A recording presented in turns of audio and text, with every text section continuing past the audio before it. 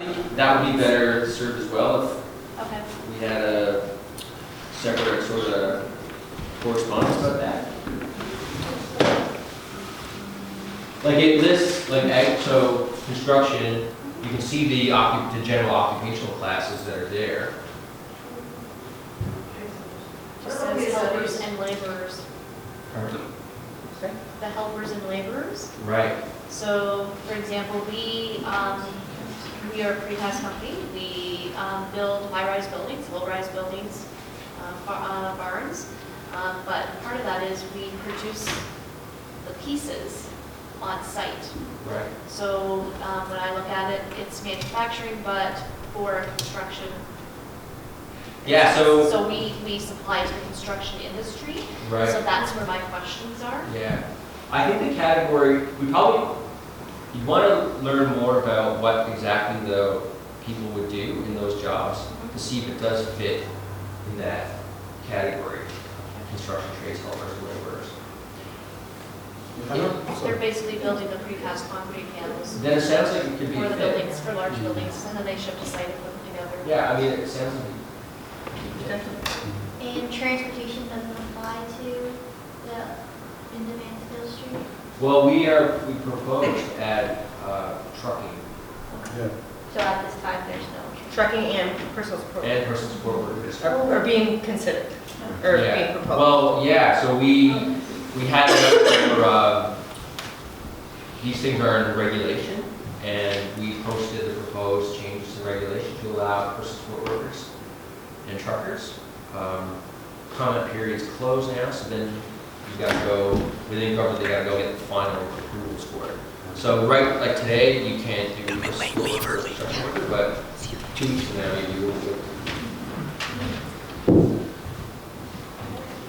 PSW is really a viable option for this program. Like right now, currently we're looking at ministries, kind of done this audit where typically we have foreign workers coming from India that do have an ASCN. And we said that if your skill set is one where you can work as a PSW or a facility integrator certification. But recently they've come in and actually pulled the syllabus from India and said, your skill set is matching even what we're learning in the curriculum of PSWs. So we've begun to stop hiring BSCN foreign workers as PSWs, which is hugely going to impact our long-term care process. So if we're already beginning to do that, PSWs coming from the Netherlands or PSWs coming from The Philippines. are going to have a much different skill set. And we're seeing that even in Ontario, right? We can hire UWO first-year PSWs or first-year nursing students as PSWs. I'm sorry, their curriculum stands on patient care, but we aren't necessarily able to hire McMaster who don't touch patient until third year of these nursing students. It was just really, it would be a great valuable asset, but it doesn't sound as viable to me. Oh, well, I'd love to hear why, or more understand why you think it might not be viable. Because of the certifications and qualifications. Yeah.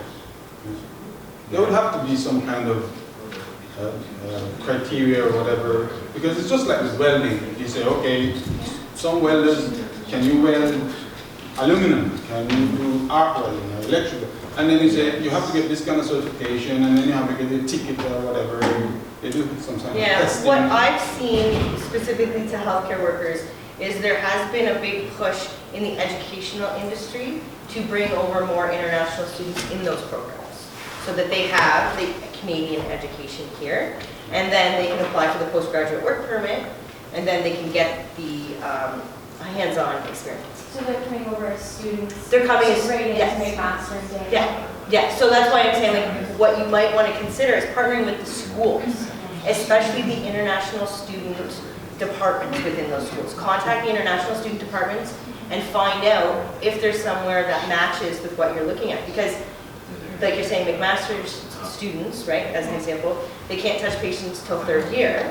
But you could be targeting international students, as well as Canadian students.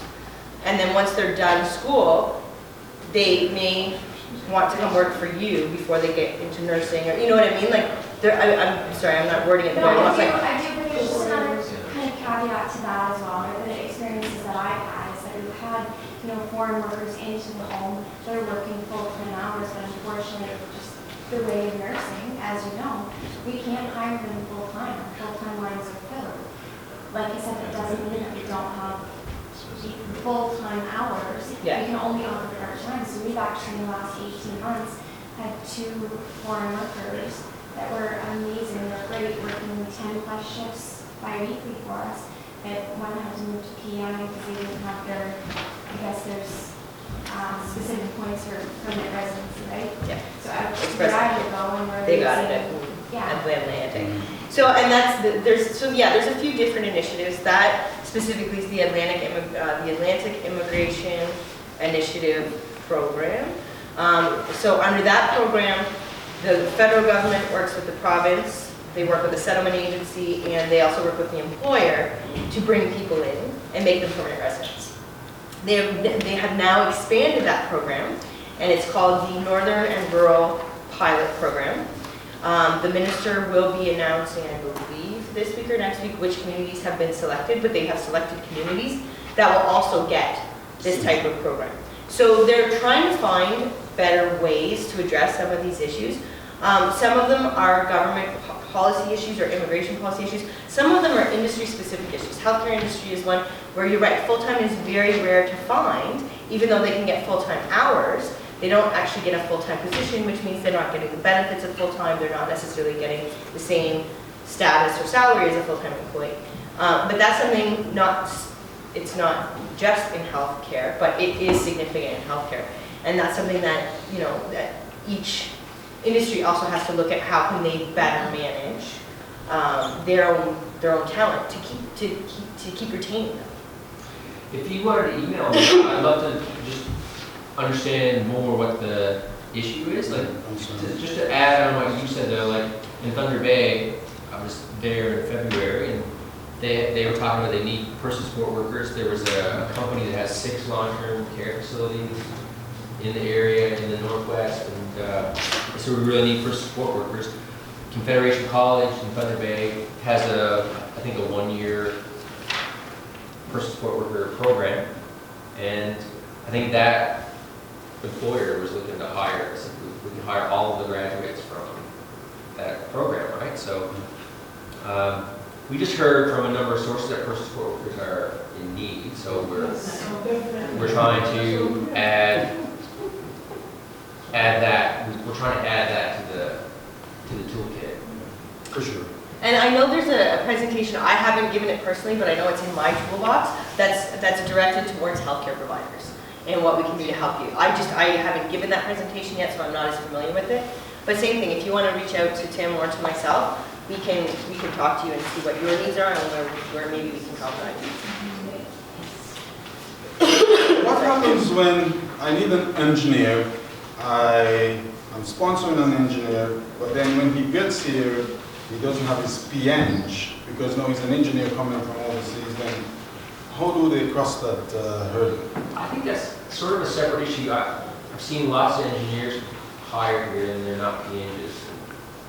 They get their, they come as an employee and they don't need a PNG to work as I think as long as they're working under a PNG. Yeah. Okay. So they might not necessarily, they might not be able to stamp and sign, Yeah. but then they can work until they Yeah. get their certification. Any other question? Okay, well, I think we'll be hanging around for a little bit.